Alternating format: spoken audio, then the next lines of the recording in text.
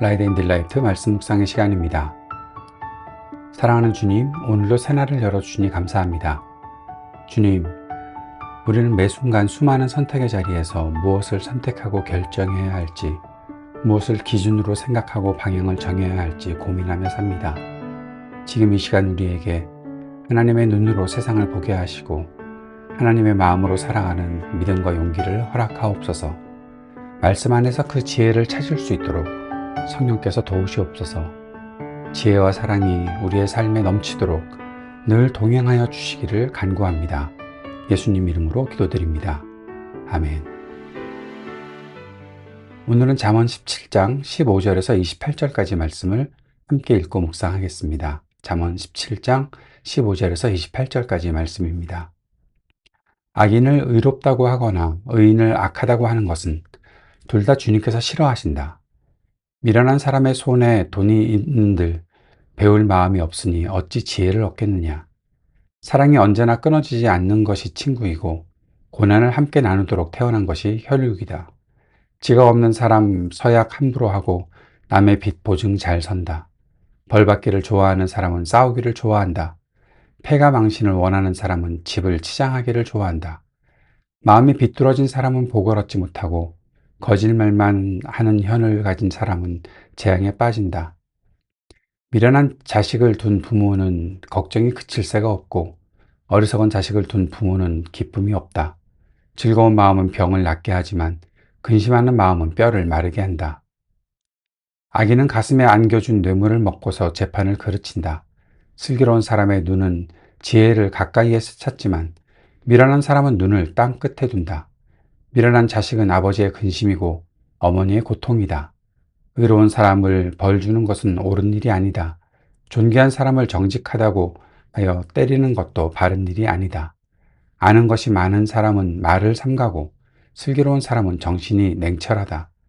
어리석은 사람도 조용하면 지혜로워 보이고 입술을 다물고 있으면 슬기로워 보인다. 지혜는 삶의 태도입니다. 잠언 묵상을 하면서 계속 반복하는 말이 아닌가 생각합니다. 지혜는 바로 태도에서 나오는 거죠. 우리는 매일 수많은 선택의 기로에 섭니다. 어떤 말을 할지, 어떤 사람과 관계를 맺을지, 그리고 위기의 순간에 어떤 태도를 보일지가 우리 인생을 결정하는 것이죠. 본문은 관통하는 핵심 주제가 있습니다. 바로 하나님의 눈으로 세상을 보고 그 마음을 다스리는 법입니다. 말씀을 통해 우리 개인과 공동체 그리고 사회 속에서 진정한 지혜가 어떻게 드러나야 하는지 묵상해 보고자 합니다. 본문을 크게 세 가지 흐름으로 정리해 볼 수 있습니다. 첫째는 공의의 기준으로 15절, 23절, 26절 말씀에 악인을 의롭다 하거나 의인을 벌하는 것 등 뒤틀린 정의에 대해서 경고하고 있는 것입니다. 두 번째는 관계의 본질에 대해서 언급하고 있는 17절, 22절, 25절 말씀, 진정한 친구의 가치, 마음의 즐거움을 주는 치유의 능력에 대해서 말씀하고 있죠. 그리고 27절, 28절에서는 말의 절제와 침묵에 대해서 말합니다. 지식이 있는 자의 특징이 무엇인가? 바로 냉철함과 입술을 닫는 지혜, 그것이 바로 지혜의 모습이다. 지혜 있는 사람의 모습이다. 라고 정리해 보는 것입니다. 공의와 관계, 그리고 말의 절제와 침묵.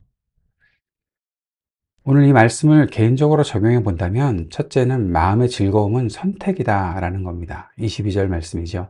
즐거운 마음은 병을 낫게 하지만 근심하는 마음은 뼈를 마르게 한다. 현대인들은 스트레스와 불안 속에 살아가고 있습니다. 본문은 마음의 상태가 신체적 건강, 뼈까지 결정한다고 말하고 있습니다. 여기서 즐거움이라는 것은 단순히 상황이 좋아서 웃는 것이 아니죠. 상황 너머에 계신 하나님을 신뢰함으로 얻는 영적인 자족을 즐거움이라고 말할 수 있는 것입니다. 매일 아침 나를 불안하게 하는 뉴스나 SNS 대신에 하나님의 약속 한 구절을 먼저 묵상하는 것 어떨까요? 환경이 나를 삼키게 두지 말고 감사를 선택함으로써 내 영혼의 양약을 처방할 수 있으면 좋겠습니다. 두 번째 우리가 적용하는 것은 공동체적인 적용이죠. 허물을 덮어주는 사랑의 연대를 말하고 있습니다. 사랑이 언제나 끊어지지 않는 것이 친구고 고난을 함께 나누도록 태어난 것이 혈육이다라고 말씀합니다.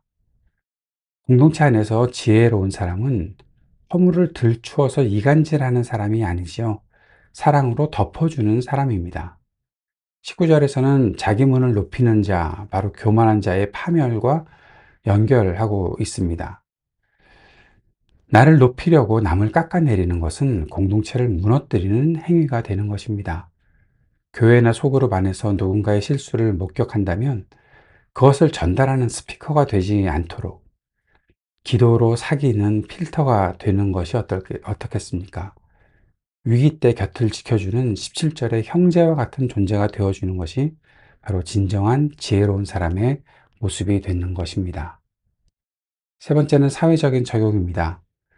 15절과 23절에 나오는 말씀, 뒤틀린 저울을 바로잡는 용기가 필요하다라는 것입니다. 악인을 의롭다고 하거나 의인을 악하다고 하는 것은 둘 다 주님께서 아주 싫어하시는 모습입니다. 오늘날 우리 사회는 진영 논리나 이익에 따라서 무엇이 옳은지를 판단하곤 합니다. 그런 가운데서 뇌물 같은 것이 공정한 판결을 굳게 만드는 거죠. 지혜로운 그리스도인은 사회적 정의에 민감해야 합니다. 직장이나 사회생활에서 나에게 이익이 된다고 해서 불의한 관행에 동조하는 일 없어야겠습니다. 약자가 억울함을 당할 때 방관하지 않는 것. 그것이 하나님이 미워하시는 뒤틀린 정의를 바로잡는 그리스도인의 사회적인 책임이라는 사실을 기억해야겠습니다. 미련한 자를 지혜롭게 만드는 침묵에 대해서 27절, 28절에서도 말하고 있죠. 아주 흥미로운 통찰 아닙니까? 미련한 사람이라도 입을 다물고 있으면 지혜로워 보인다. 이것은 우리가 얼마나 말을 아끼고 신중해야 하는지를 강조하는 것입니다. 참 말이 많은 세상입니다. 모두가 자기 주장을 관철하려고 목소리를 높입니다. 그러나 진정한 지식인은 냉철한 정신을 유지하고 하나님의 음성을 듣기 위해 자신의 입을 닫을 줄 아는 사람이죠. 세상의 소음 속에서 나의 목소리를 높이기보다 하나님의 공의를 묵상하고 이웃의 허물을 덮어주며 내 마음의 즐거움을 지켜내는 진정한 지혜자로 우리 모두가 살아갈 수 있기를 바랍니다. 주님께서 가르쳐 주신 기도 함께 드리겠습니다. 하늘에 계신 우리 아버지, 아버지의 이름을 거룩하게 하시며 아버지의 나라가 오게 하시며 아버지의 뜻이 하늘에서와 같이 땅에서도 이루어지게 하소서. 오늘 우리에게 일용할 양식을 주시고 우리가 우리에게 잘못한 사람을 용서하여 준 것 같이 우리 죄를 용서하여 주시고 우리를 시험에 빠지지 않게 하시고 악에서 구하소서. 나라와 권능과 영광이 영원히 아버지의 것입니다. 아멘.